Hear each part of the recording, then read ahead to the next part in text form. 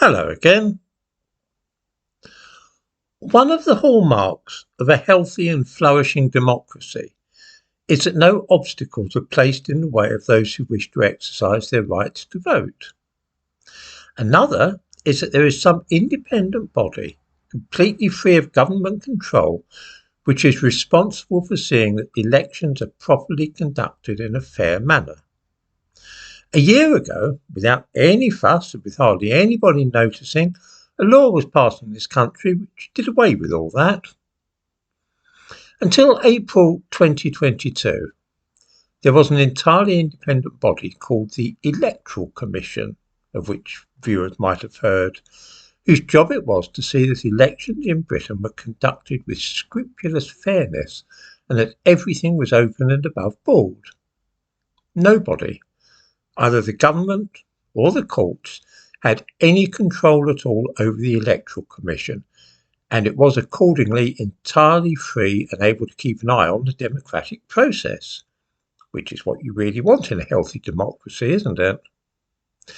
That was until the control of this safeguard was handed over to the Prime Minister's office. Yes, really, the Electoral Commission is now under the control of Downing Street, and nobody at all seems to care or even be aware of what has happened. This is one warning sign that things have changed dramatically. In the description to this video, I give a link to the text of this Act, which is the Elections Act 2022. Have a look at Part 3, which is headed the Electoral Commission. The first bit of this section is about something called the Strategy and Policy Statement. I need to quote this in full so that viewers can see exactly what has been going on. The Secretary of State may designate a statement for the purposes of this section if the requirements set out in Section 4C, consultation and procedural requirements, are satisfied. The statement is a statement prepared by the Secretary of State that sets out strategic and policy priorities of Her Majesty's government relating to elections, referendums and other matters in respect to which the Commission have functions, and the role and responsibility of the Commission in enabling Her Majesty's government to meet these priorities. The statement may also set out guidance relating to particular matters in respect of which the Commission have functions, any other information, for example about the roles and responsibility of other persons the Secretary of State considers appropriate.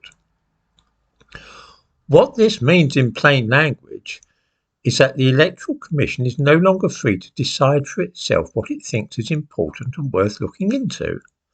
The Prime Minister's office will set out what it is going to do about elections and how it will run them, and it will also say what the Electoral Commission must do and say about anything the government proposes.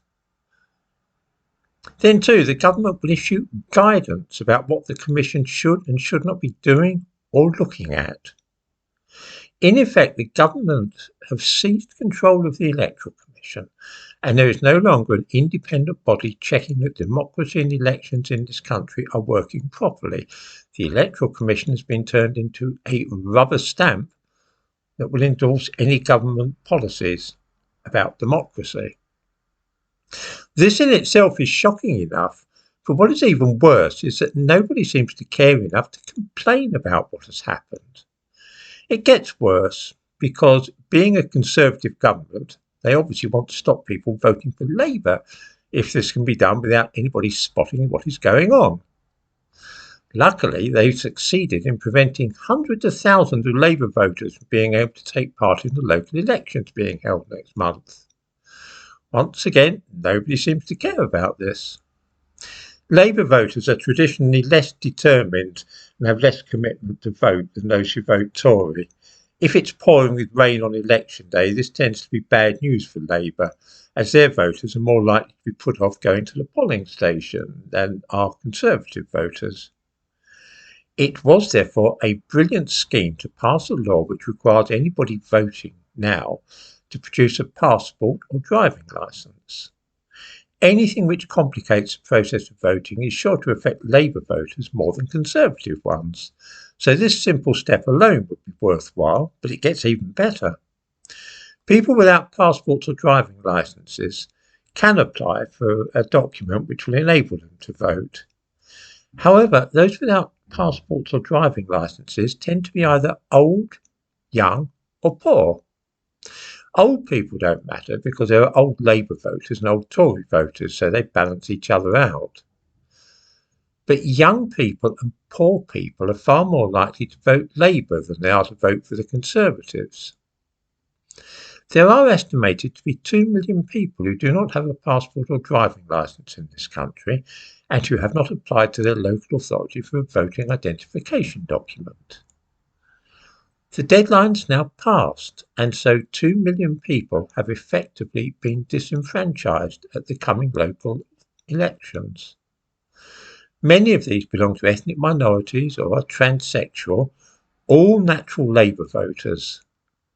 This step was designed to give the Conservatives a boost in the election, which it will certainly do. I'll give a link to a piece about this in the description to this video.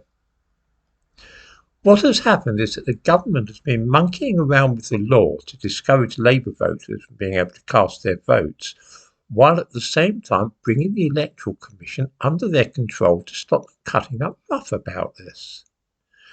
This is how democracy starts to die, through the indifference of ordinary people. This is one of the scandals of our times, and yet I've been scouring the newspapers in vain to find anybody at all complaining about it.